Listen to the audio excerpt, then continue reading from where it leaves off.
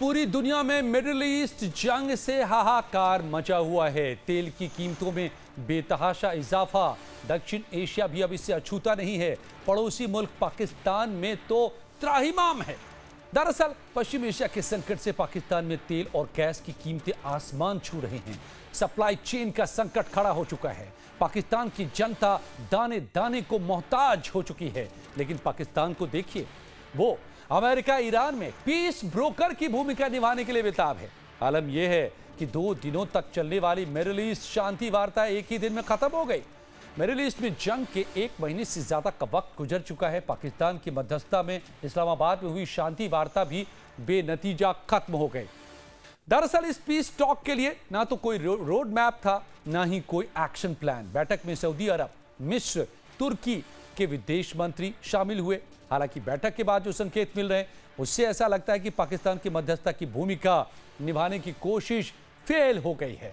और इस बीच अमेरिकी राष्ट्रपति ट्रंप ने साफ कहा है कि ईरान से अच्छी बातचीत चल रही है, लेकिन ईरान के मामले में कुछ पक्के तौर पर नहीं कहा जा सकता है।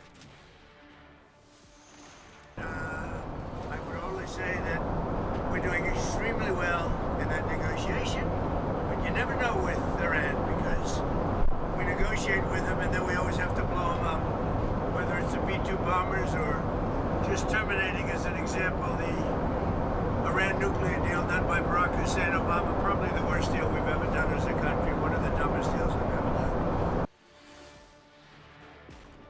ऐसे में जब ट्रंप को खुद ईरान पर भरोसा नहीं है, इसके बावजूद पाकिस्तान क्यों इतना उतावला है, जबकि ईरान को पाकिस्तान पर भी भरोसा नहीं है? आखिर इसकी वजह क्या है, ये भी समझिए।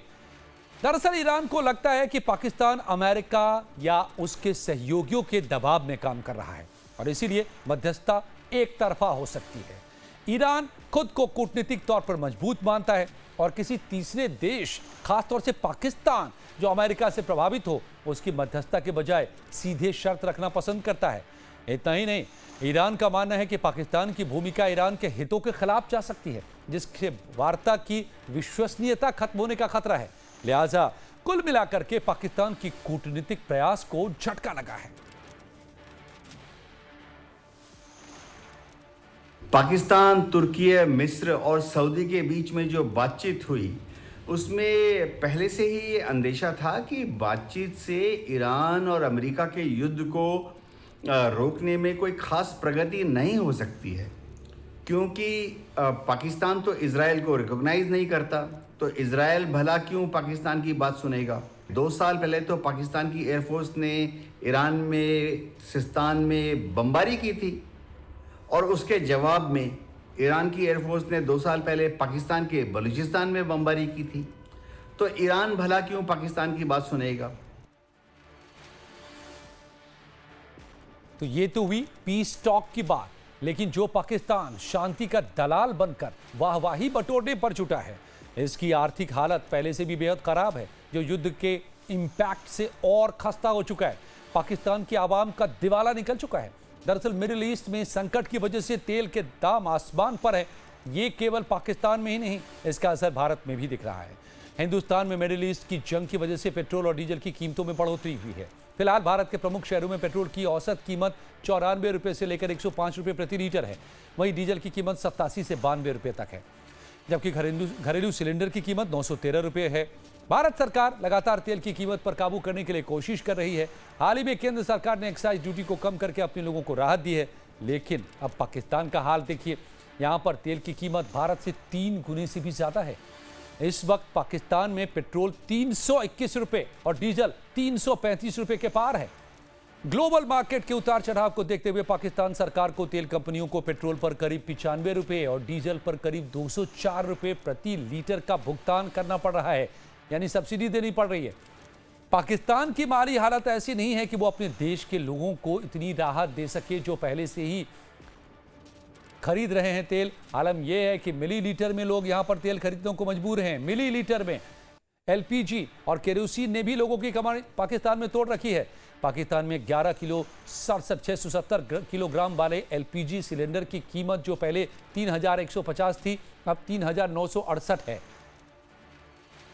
जो और वो बढ़ करके जो 3,900 से 5,135 रुपये तक पहुंच गई है।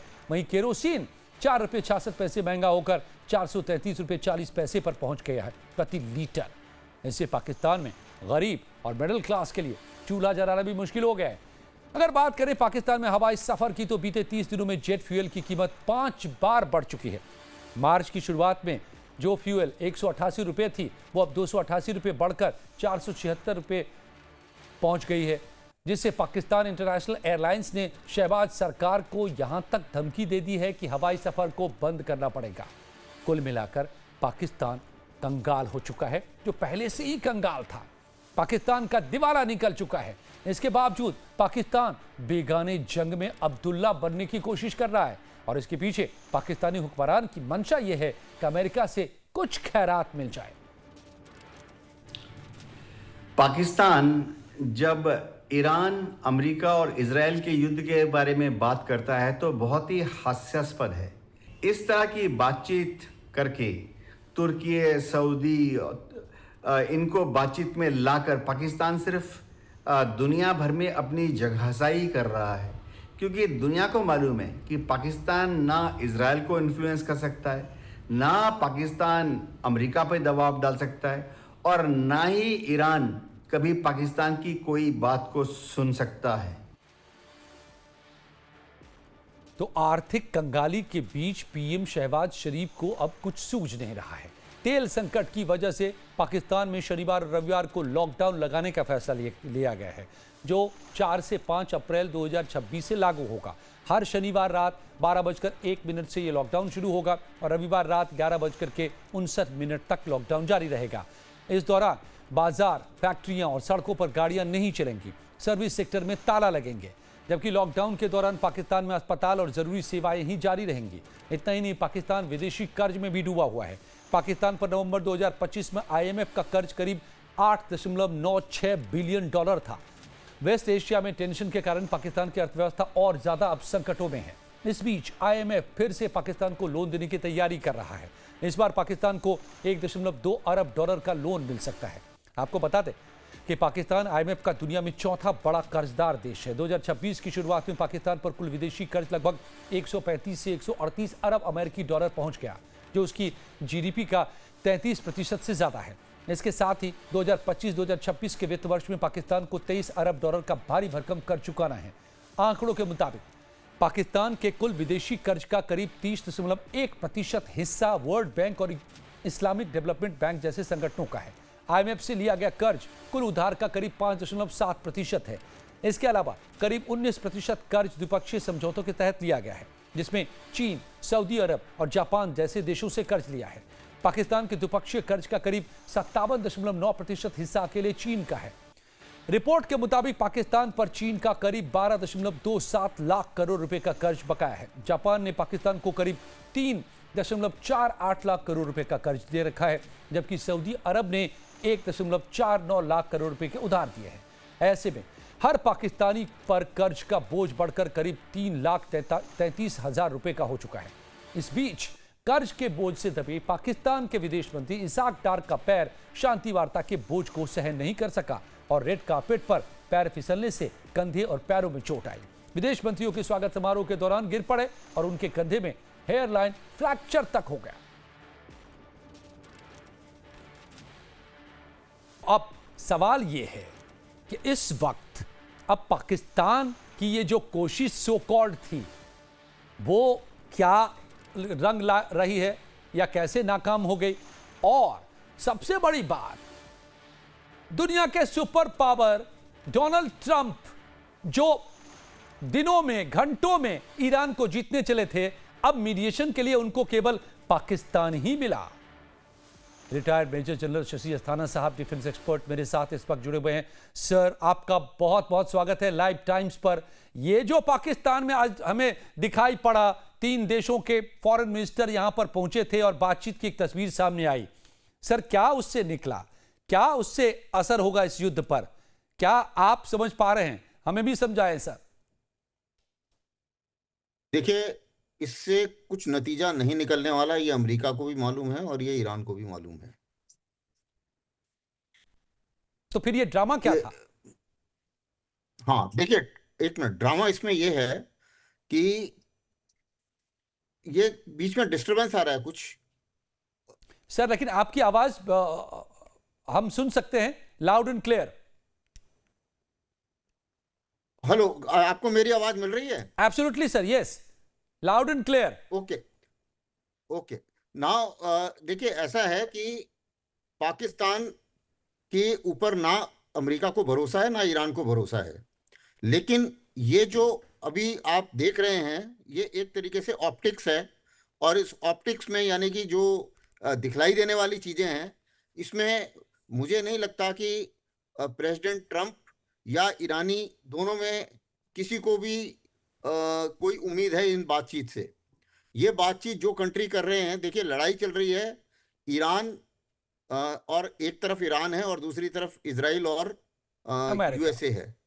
इजराइल पाकिस्तान पर बिल्कुल बिल्कुल भरोसा नहीं करता है। इजराइल का किसी पाकिस्तान की कोई बात मानने का कोई चांस ही नहीं है।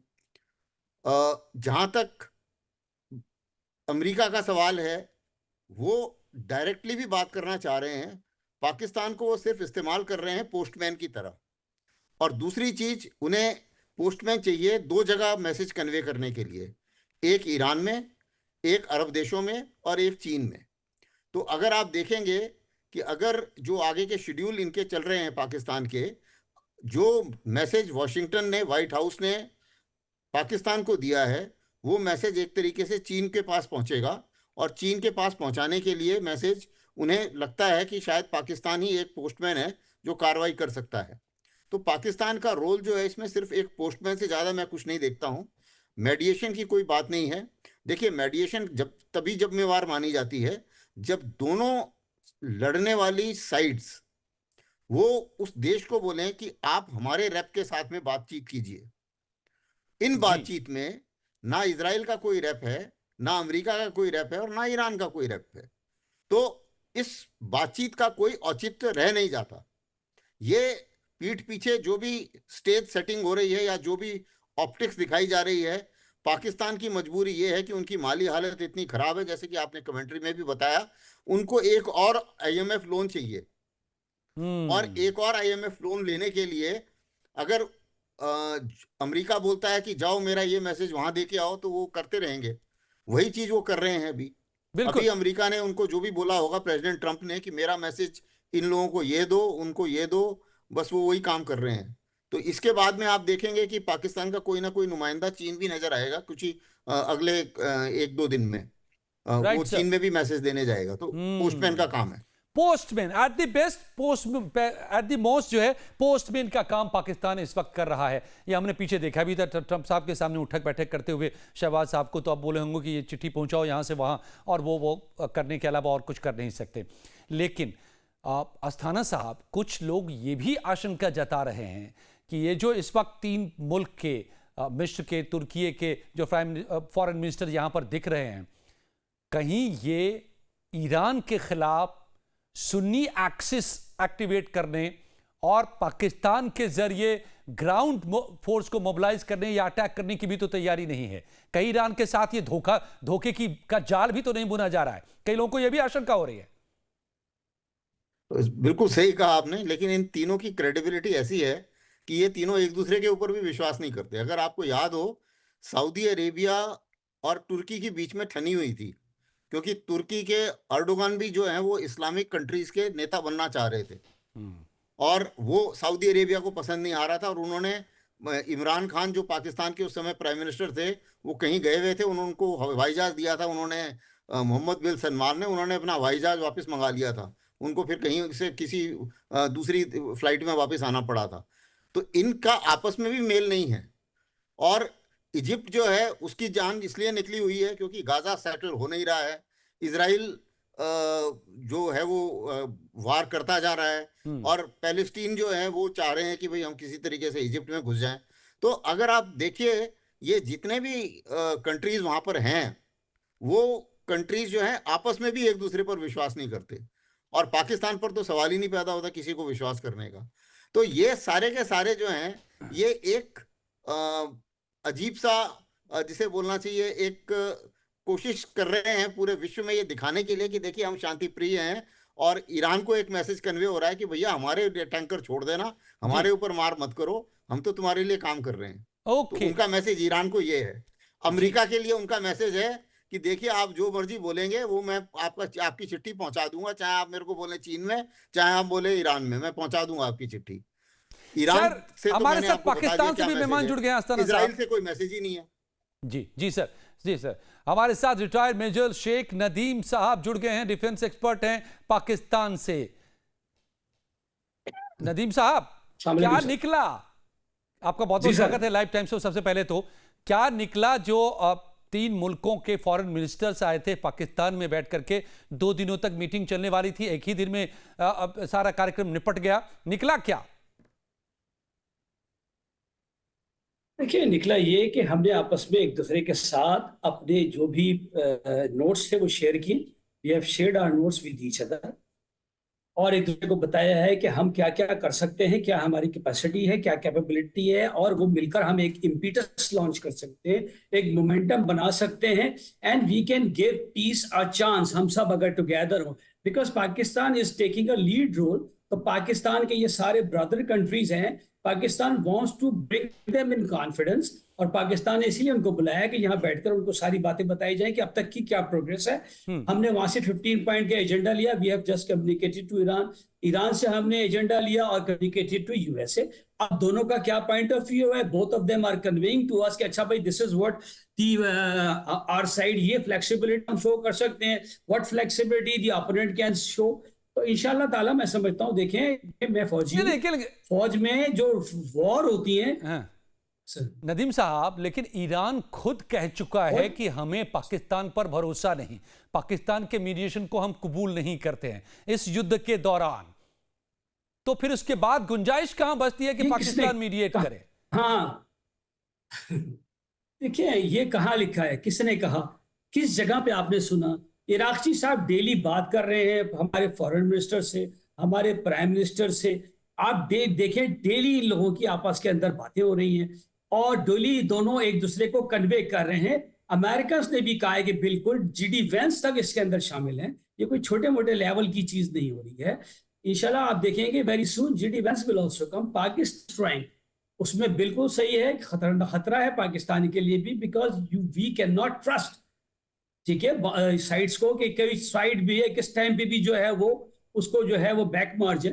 तो हम बिल्कुल उस चीज को लेके चल रहे हैं, इसीलिए हमने तमाम अपने जो स्टेक होल्डर्स उनको बुलाया। ईरान के साथ हमारे फ्रेंडली रिलेशंस हैं, जिस तरह सर बैठे हुए हैं और वो बात कर रहे हैं, उससे तो ऐसे ही पता चलता है कि सऊदी अरब के अंदर सारे जो है नौजुबिल्ला कोई रंगीले हुक्मरान बैठे हुए हैं, और उन्होंने ऐसे ही जो है ना मजाक में बैठ के कोई म्यूचुअल डिफेंस का एग्रीमेंट कर लिया है, और वो कहते हैं कि यार कोई बात नहीं, हम तो बस आप ही हैं, बस हमें बचाने वाले। और आप देखिए, ऐसा नहीं होता। Pakistan is definitely having a role, इस वक्त एक लीड रोल कर रहा है मुस्लिम उम्मा के अंदर। ग्लोबली अमेरिका उसको रिकॉग्नाइज कर रहा है। आपके तो ट्रम्प साहब उसका हाथ पकड़ लेते थे तो सारे मीडिया के अंदर उसकी जो तस्वीरें और वो स्टेडियम में फिर रहे हैं या उसके पेट से लगा के अपना मुंह पकड़ते थे, क्योंकि उनकी हाइट नहीं थी, तो वो सारी दुनिया दिखा देती थी। जनाब ओके, तो ये पाकिस्तान की कोशिश है कि वो खुद को भी रेलेवेंट दिखाए और दिखाए कि पाकिस्तान अमेरिका। तो आप कहते हैं कि जी सारे मुल्क बेवकूफ हैं। नहीं, वो तो खैर हम क्या कहेंगे, आपके आंकड़े बताते हैं, आपकी माली हालत बताती है, आपके कर्ज बताते हैं, आपके पेट्रोल डीजल के प्राइसेस बता रहे हैं, आपके गैस सिलेंडर के प्राइसेस बता रहे हैं, ये सब कुछ बता रहा है। आपका जीडीपी ग्रोथ बता रहा है, आपकी पूरे पाकिस्तान की आतंक की फैक्ट्री बता रही है, एवरीथिंग, यू नेम एनीथिंग, और सब कुछ बता रहे हैं पाकिस्तान की। हम क्या कहें पाकिस्तान के बारे में? पाकिस्तान की तारीफ हम कर पाए? आप सही कह रहे हैं जी। ये हमसे तो लिस्ट बड़ी लंबी हो जाएगी, लेकिन ठीक है, आप सही कह रहे हैं नदीम साहब। मैं आपको दोबारा आता हूं। हमारे पास हमारा प्रॉब्लम है पाकिस्तान में, इकोनॉमी इज द प्रॉब्लम। जी, इकोनॉमी का प्रॉब्लम है, लेकिन 737 और लोन चाहिए लोगों को। ये भी लग रहा है कि लोन फिर से एक बार आईएमएफ से चाहिए, तो इसलिए अमेरिका को भी की चिट्ठी पोस्टमैनशिप करनी पड़ेगी। मैं इसीलिए आपसे ये कह रहा हूं कि 737 याद रखिए। 737 बोइंग तैयारे का नाम भी है, और 737 इंडिया का इस वक्त $1 बिलियन में जो डेबिट है $737 बिलियन का डेबिट है इंडिया के ऊपर। पाकिस्तान के ऊपर इस वक्त $138 बिलियन का डेबिट है।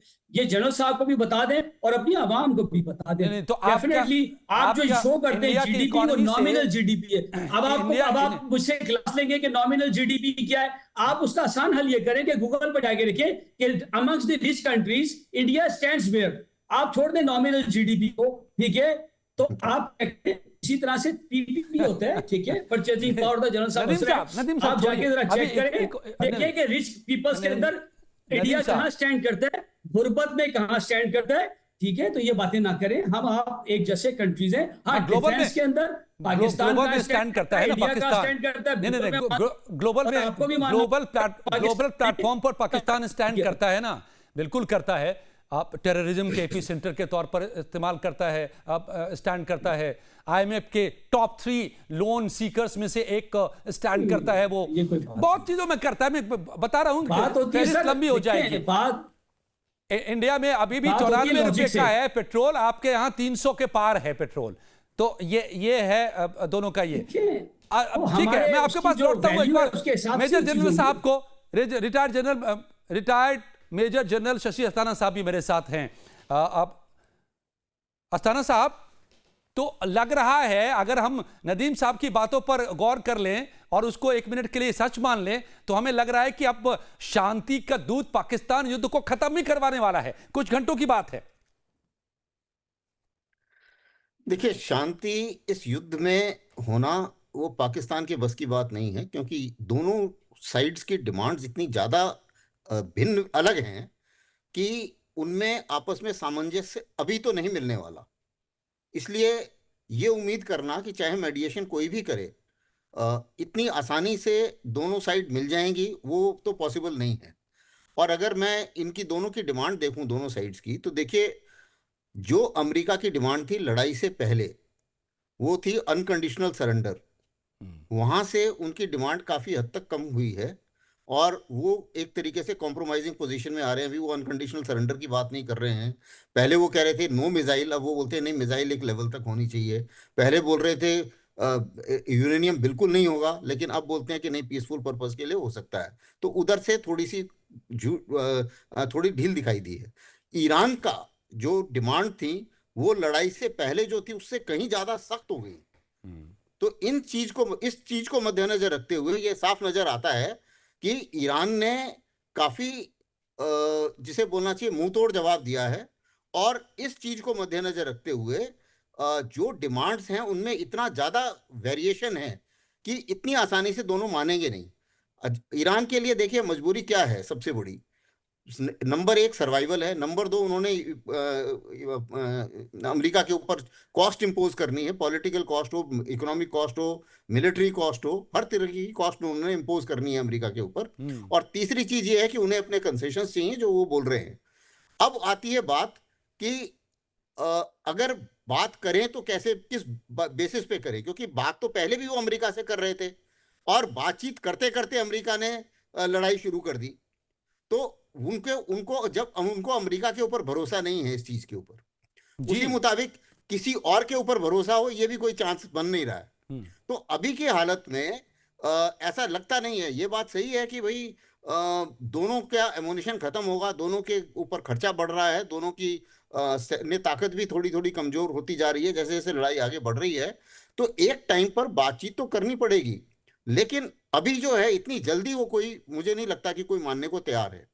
अभी प्रेसिडेंट ट्रंप की मुसीबत ये है कि अगर निकलते हैं तो मुसीबत, उनका इलेक्शन हारते हैं, वो नहीं निकलते तो मुसीबत। तो इस हालत में वो चारों तरफ हाथ पांव मार रहे हैं और उसी एफर्ट में उन्होंने शायद ये भी कोशिश की है कि चलो मैं अपना मैसेज पाकिस्तान से कन्वे करा के देखता हूं, क्या पता कुछ बात बन जाए। तो इस तरीके से मैं इसको आंकता हूं। एब्सोल्युटली। और डोनाल्ड ट्रंप तो कब क्या करेंगे, क्या बोलेंगे और क्या उसके नतीजे होंगे, इसको समझना तो बड़ा मुश्किल काम है। लेकिन नदीम साहब जरा ये बताइए, अगर आप जो चिट्ठी लेकर जब ईरान के लिए आप गए, आपने 15 पॉइंट एजेंडा सौंपा और आप कह रहे हैं कि पीस को आगे बढ़ा रहे हैं डोनाल्ड ट्रंप साहब के, तो डोनाल्ड साहब से पूछा नहीं क्या, अमेरिका से आपने पूछा नहीं क्या, पाकिस्तान ने पूछा नहीं क्या कि आप एक तरफ तो हमें चिट्ठी दे रहे हो, कंडीशन दे रहे हो, दूसरी तरफ आप वहां पर ट्रिपोली को भेज रहे हो, आप पैराट्रूपर्स को ड्रॉप कर रहे हो, आप कह रहे हो कि घर को हम लेने वाले हैं, और अब तो ये भी कह दिया कि देखिए हमारी दिलचस्पी तो तेल में है। ये डोनाल्ड साहब का स्टेटमेंट है। देखिए बिल्कुल सही कहा जनरल साहब ने। जो ट्रम्प साहब हैं या यूएसए इस वक्त वो हाईली अनप्रेडिक्टेबल है, उसमें कोई शक की गुंजाइश नहीं।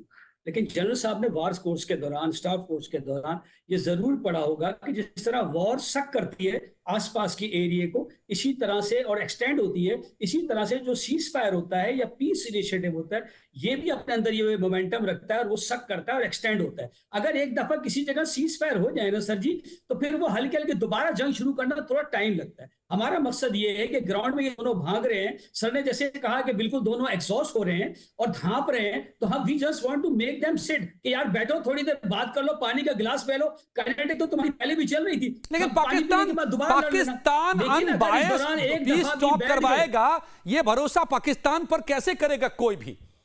मुझे तो लगता है कि दोनों ही पक्ष असल से में कोई ये नहीं सिर्फ एक एतबार कर चांस है। सकते। देखिए भरोसा नहीं है, क्योंकि आपने बड़ा सही कहा जनरल साहब ने, अनप्रेडिक्टेबल। और आपने भी कहा कि जनाब रात को कुछ और सुबह कुछ, और मुज़ाकरात करते हुए हमला भी, और अभी भी एक मेरी तरफ अपनी ट्रंप ज़ाती साहब राय अगर आप अनप्रेडिक्टेबल है, सुनेंगे तो वो दूसरी ये तरफ कि पाकिस्तान अपनी साख गवा चुका है पूरी पाकिस्तान दुनिया में। बिल्कुल कोशिश कर रहा पाकिस्तान है। पर कौन भरोसा पाकिस्तान करेगा? ये चाह रहा है कि अगर किसी दबाव की वजह से, इंटरनल प्रेशर की वजह से, इलेक्शन की जैसे जनरल साहब ने बात की वो आ रहे हैं, या आवाम में जैसे नो किंग्स का प्रेशर, या बर्नी सैंडर्स का प्रेशर, या सेनेट का प्रेशर, कांग्रेस का प्रेशर, अगर ये समाव दी अदर कोई चीज हो जाए, शायद 1% चांस भी है एक दफा, अगर if they both sits, forget about 15 और 16 पॉइंट्स। असल ये होता है कि जब बैठ जाते हैं तो कोई ना कोई हल निकल आता है। एंड लेकिन मेरी अच्छा अपनी ठीक है, सादी राय ठीक है, है कि ओके अमेरिका ओके। का ऑब्जेक्टिव सिर्फ शेख साहब एक चीज बता दीजिए मुझे जल्दी से। शेख साहब एक बात का जवाब कारगिल दीजिए, आइलैंड। क्या ईरान के साथ बातचीत के बीच जैसे हमला हुआ, सुप्रीम लीडर को एलिमिनेट किया गया, क्या यह सही था?